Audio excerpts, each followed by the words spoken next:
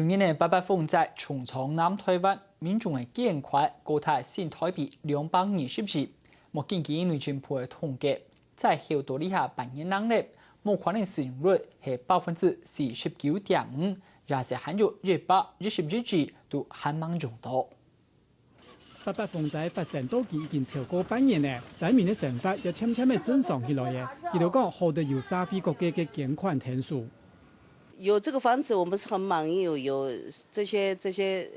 我們該有的都有了。台灣人親有愛心，經濟統計，800風災發生過後，總共有69個團體發起募款，總共募到嘅220億元。半年下來，內政府還發現到已經使用嘅善款有109億，還沒用到嘅善款有111億，募款嘅使用率單槍49.5%。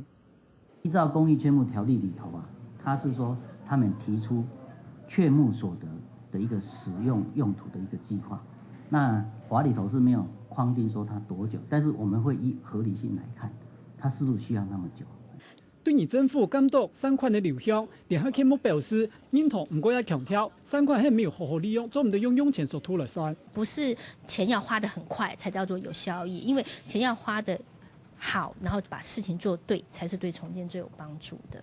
地方政府也表示，800風災牽涉到國土規劃、水土保持，全部做現有規劃在做的這行。